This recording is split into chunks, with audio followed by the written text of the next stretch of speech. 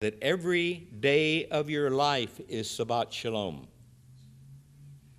Every moment of your existence is Shabbat Shalom. That we are moving from God, through God, to God, and the only thing we greet in our life is God. And if you are doing what? Seeing anything less than the beautiful in your world around you, you're putting God down. So the challenge is to see what the world doesn't see. To see the possibility within everybody else's confusion, doubt, and fear. You see, our challenge is to wake up. I know I was watching the other day.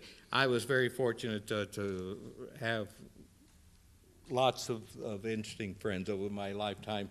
And back in the 60s, one of my teachers and friends was James Doohan, who played Scotty on Star Trek.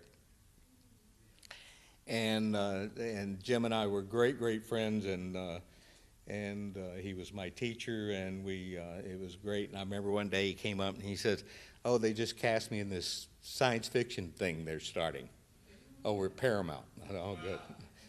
Not realizing at that moment that move, that experience for him changed the rest of his life. Now, when he passed a few years ago, a while back, I love the fact that something he wanted to do. How many know that they took his ashes and put it on sent it up, and how many know that Jimmy Doohan is circling the planet right now? Yeah, they put him in orbit. Isn't that great? He got the concept, it happened, and of course he wasn't here to enjoy it, but but it's good. Everyone say, with God all things are possible. Now, if we go, and we cover this quite often, and I need to stay on camera. How many have seen this on YouTube? How many have seen the new website? You gone on the new website? Isn't it great? Check out the new website. It's wonderful. Okay, and go on YouTube. You get me and Dar and Lacey and Cynthia and all of us. Reverend Jane, who will be speaking at 9:30 next week. All of us are on YouTube, so you can get on there and see us all. But we have an awakening statement. You know, Dr. Fenwick Holmes taught me very clearly. He said, people don't learn anything if they're asleep. You got to wake them up. And how many been to my lectures at least more than once? Okay. How many know that I and my students, you stand up here and teach, our challenge is to do what? Not put you to sleep on Sunday, but to wake you up. Wake you up to your own possibility. Jar you awake to a greater idea of you. No matter how long you've tried to talk yourself out of it, there is something great within you ready to come forth. If you let go and get your nonsense out of the way, boom, there it is. Okay, there it is. Stop hiding your light. Stop hiding your light. Say it with me. God does not know what's going to happen to me till I make up my mind. Now, you embody that, you will never again blame the universe for your condition. You never again will say, it's God's will. Okay. You know, people run around and say, well, it must be God's will. You know, these are people saying, I don't want to do anything with my life. I just want to sit here and moan and groan and complain and find a reason for it. How many know if you find a reason for limitation, you're going to keep limitation in your life? Okay. Why not find a reason for health, a reason for happiness, a reason for love, a reason for joy? That's what that song was all about this morning. Daniel Nahmon. Everyone say, sense of identity. Now, people move forward in life at the level of their sense of identity.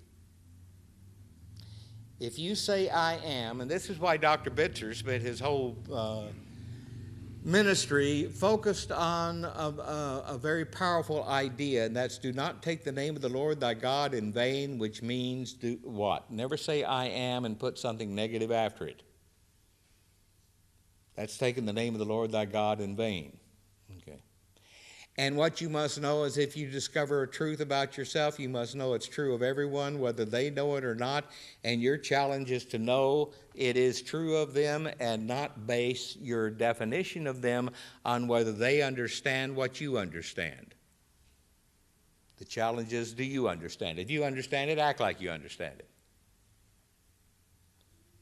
If you understand there's an answer, why sit around and gather a crowd and tell them about the problem? Okay. It's the idea to wake up and know the best of yourself. I have been working, and it's a very interesting project that I'm working on, and eventually it will go to Cynthia, and Cynthia will edit it, and then you'll have a book in your hand. Okay. In fact, Cynthia tells everybody that's why I married her, is so I could save money on the next editor for my book.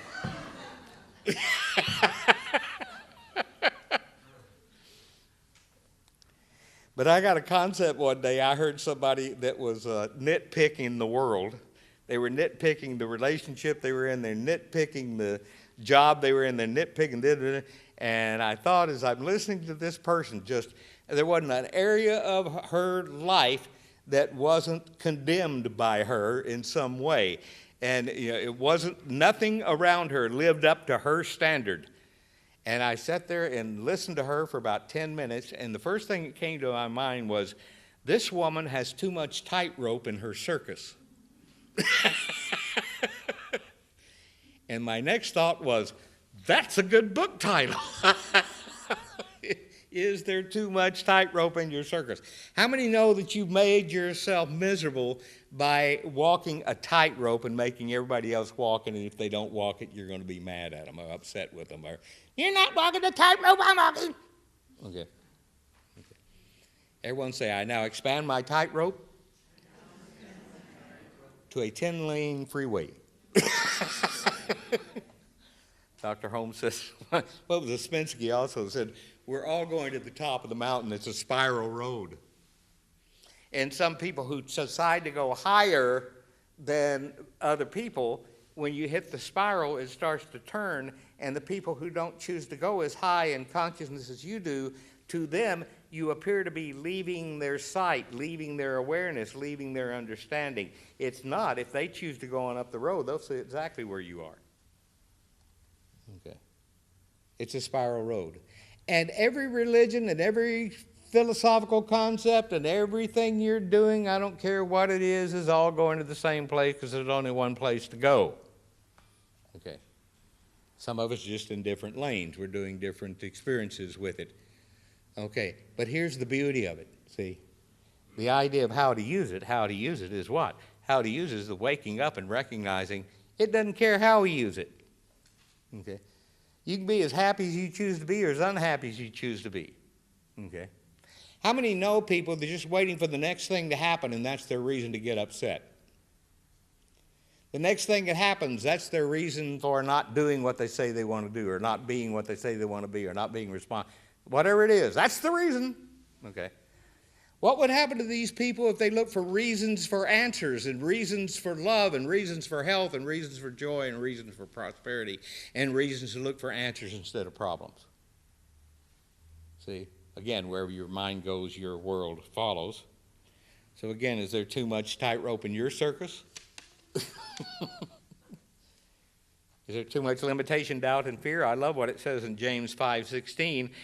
The effectual fervent prayer of a righteous man availeth much.